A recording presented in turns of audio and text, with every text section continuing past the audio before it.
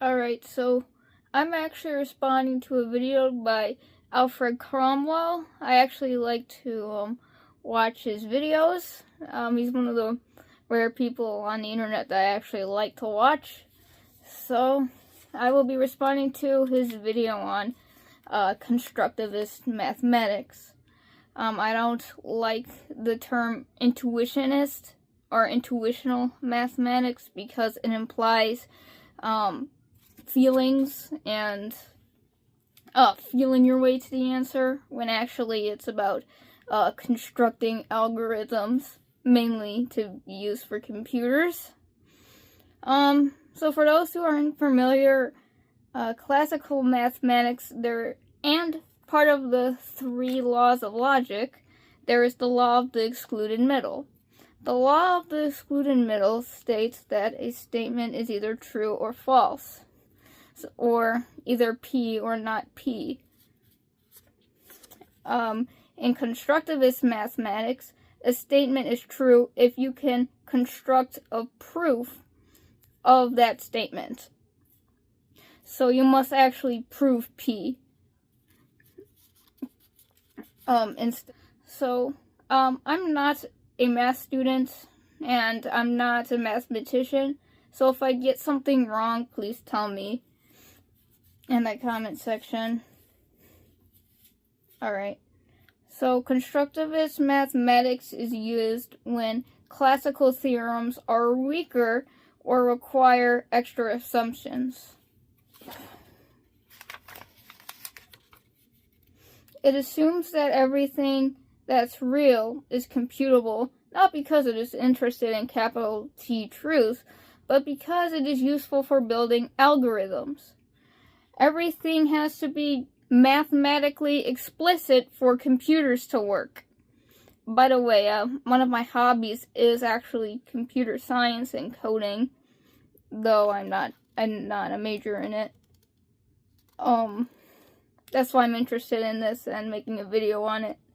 Anyways, so it is useful for proof assistance, type theory, program verification, and, as I mentioned before, computer science. Now, I understand that mathematics is not computer science, but that does not disqualify constructivist mathematics from being a legitimate math.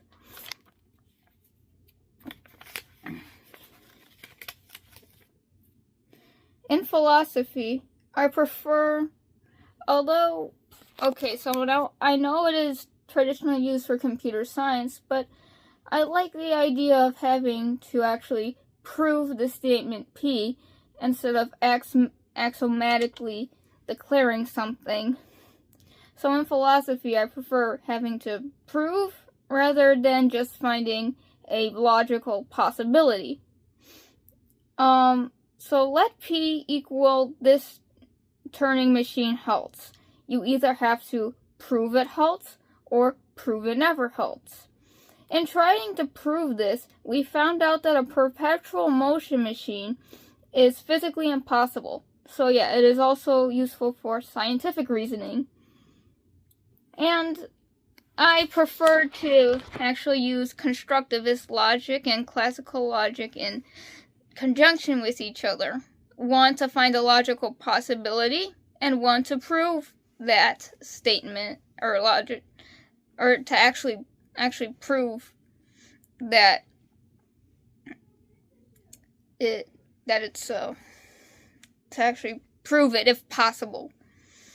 I don't actually know the proper vocabulary word to insert there, but you guys can gather what I'm saying.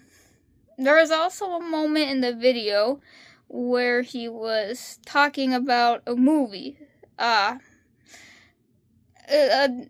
kid, I haven't actually seen the movie, nor was I able to get my hands on it, but basically in the scene, a kid was painting a picture of, I think, the professor's dog, and the dog was, I'm trying to recall what he says in the video. I'll clip it. I love the film because it captures an era that is long gone. It's from 1985, and it was a Canadian film by the name of The Peanut Butter Solution. And in the film, there is a scene in the film where the instructor, he was called the Signor. He was a Frenchman or French Canadian. He was a painter. And there's a funny scene where there's a young man painting, and he's painting flames around the dog that's in the classroom because the teacher had asked the students to draw. And he says, "What are those?" The instructor asked the young man, "What are those wiggles?" And he said, "They are flames, Signor." And he says, "Flames? I do not see any flames around Jim." Jim was the name of the dog. And the young man says to him, "Oh, I imagine them." And I love the instructor's response. He said, "You imagine them? You dare to imagine in my class?" And he said, after I said 1,000 times, "No imagination, only what you see. I want accuracy." So yeah, he was painting the professor's dog, and that dog was on fire. The professor said, "Why is the dog on fire? It's not on fire." And just to paint what the student sees. Now the thing is, if there are realistic artists out there, I'm sure there is, but if the kid only wanted to, or student I should say, only wanted to paint, or only painted what he saw, then if the only purpose of painting is to paint reality, then by that logic, all painters should be photographers. Just buy a camera and you can snap pictures of reality. If Van Gogh painted exactly what he saw precisely, then we would not have Starry Night. We would have a painted photo, essentially.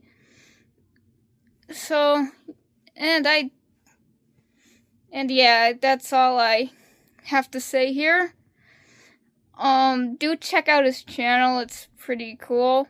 I think he's right about most things, but I just wanted to get my thoughts on constructivist mathematics out. Thank you, and goodbye.